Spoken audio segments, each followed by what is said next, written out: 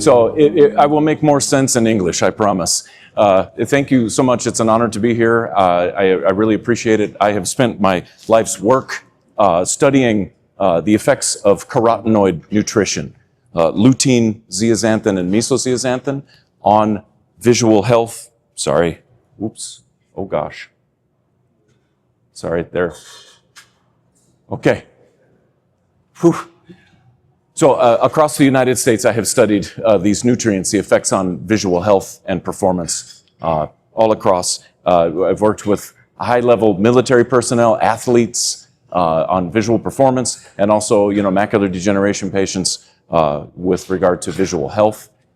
And largely, our understanding of the influence of these compounds, the lutein, zeaxanthin, and mesozeaxanthin, this comes from the study of the macular pigment.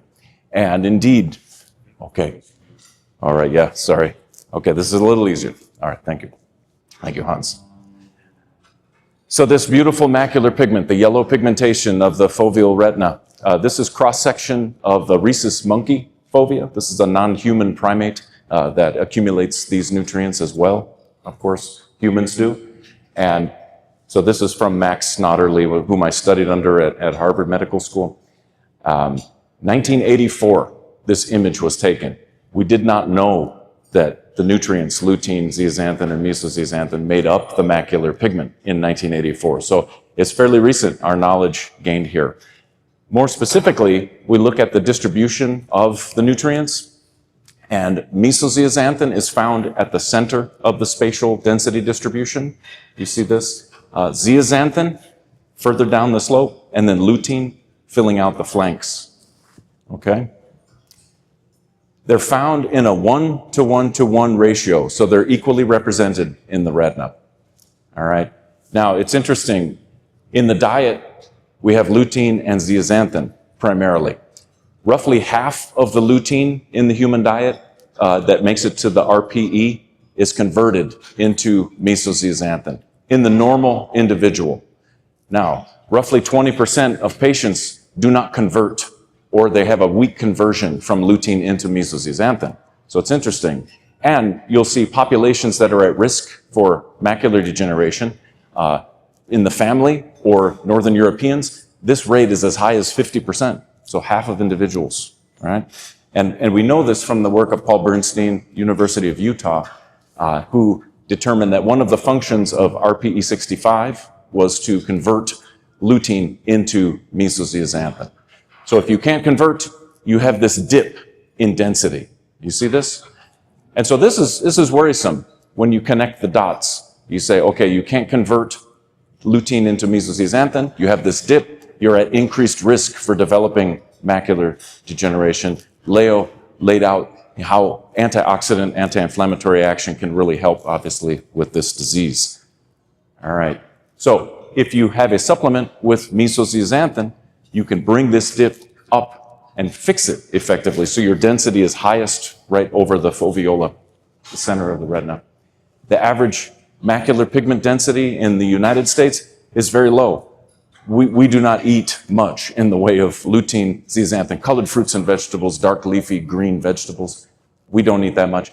In Mexico, we know a little bit about Morelos, and the density there is a little higher, but it's still low. We don't see benefit until 0.6 or 0.7 optical density. And so we need to bring this up.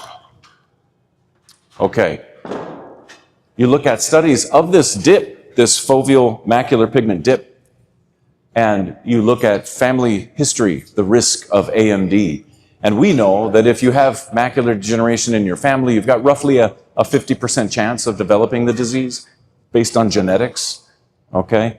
You look at the findings here, and yeah, we have a risk, roughly 45-50% risk of developing AMD.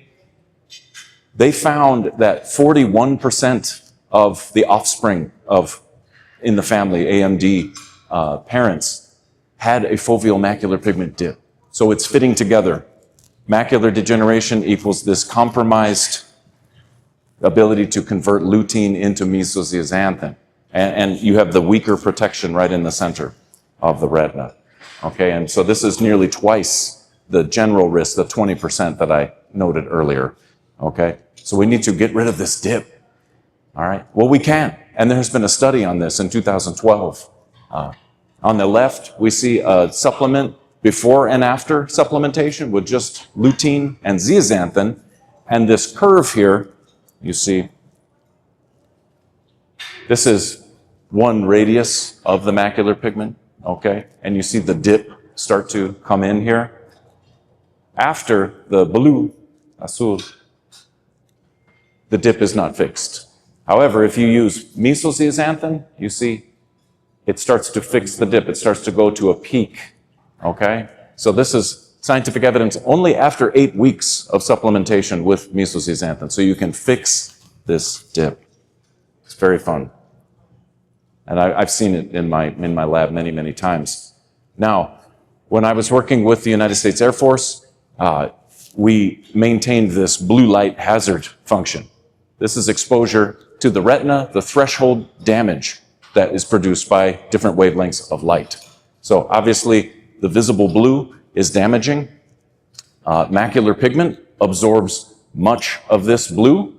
And then, if you consider the crystalline lens, it is absorbing at these wavelengths that are also damaging, but you add the two together, the lens and the macular pigment, and you get this really nice protection against shortwave, potentially damaging light, right?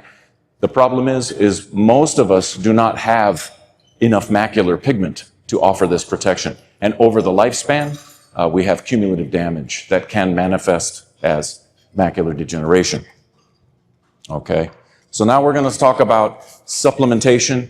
We're going to talk a little bit about the studies that have demonstrated supplementation can help with this disease. That includes mesozeaxanthin and lower zinc. So you all are familiar with the AREDS study. And so we know the AREDS formulation has very high levels of zinc, 80 milligrams per day, which is potentially not a very good thing at all, okay? It's high zinc can be neurotoxic, which is, you know, we want to avoid that, of course, when we're talking about macular degeneration. We don't want to kill the retina. All right, so this formulation has lower zinc. It has mesozeaxanthin, okay? This is the key component. You can fix this dip and enhance the macular pigment, and a natural form of vitamin E. The AREDS formulation has synthetic vitamin E, so this is an improvement, okay? And then lastly, we're going to talk about bioavailability in a few minutes. And this is what the micromicelle means there, enhanced bioavailability. So this study, we've learned a lot since AREDS in the scientific community, and I want to communicate that to you so you can also be up to speed on this data. So this is the Central Retinal Enrichment Supplementation Study, or CREST. Report 2. It's a head-to-head trial. So you're testing effectively this new formulation with mesozeaxanthin against one that does not have mesozeaxanthin. Roughly 60 individuals in each group. It's a randomized controlled trial. All right. Early stage AMD patients. So no intermediate or wet AMD. These are just early stage AMD patients. And the primary difference here is, of course, mesozeaxanthin in the one. And you'll notice that we have also lower zinc in both formulations. As a safety measure, I think 80 milligrams a day is way too much. You know, upset stomach, loss of hair, and again, neurotoxicity can occur if you have the genetics predisposed for that, okay? So natural vitamin E as well. So the primary difference between the two is just mesozeaxanthin. All right, here are some results. We see the macular pigment go up substantially in this group afterwards. And again, this is just half of the distribution. It would go like this, okay? So we're going up after 2 years, 2 full years, going up in macular pigment, and visual performance improved as well. Reading speed very significantly went up in these patients. Photostress recovery time, contrast sensitivity, all improve significantly. And so this is contrast sensitivity function. If you can see these letters here, okay, this is the idea. Sensitivity goes up. You're able to detect finer shades of gray, okay?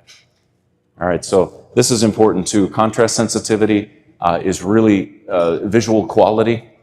We always talk about acuity, of course, but contrast sensitivity is very important. Only one patient in the entire group, all of this 118, progressed to advanced AMD, and this rate would normally be expected to be higher over a 2-year period, perhaps 10 or 15 individuals advancing to, advanced AMD. Only one, so that was very promising.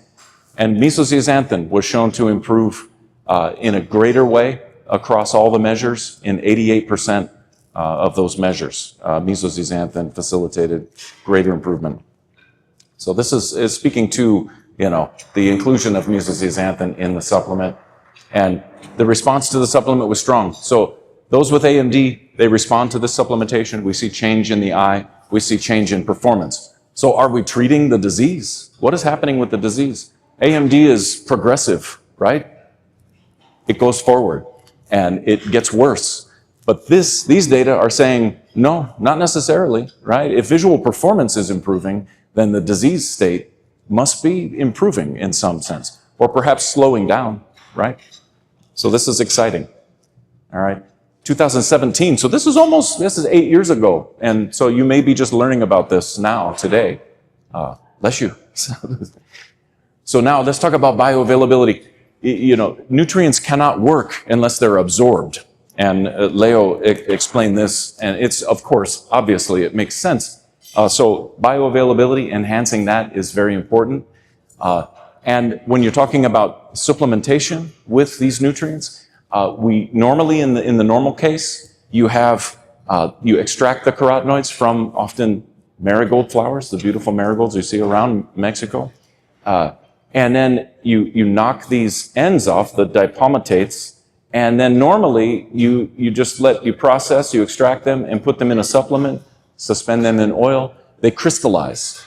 Okay, and that's not the end of the world. That's how most macular carotenoid supplements are. They are crystals.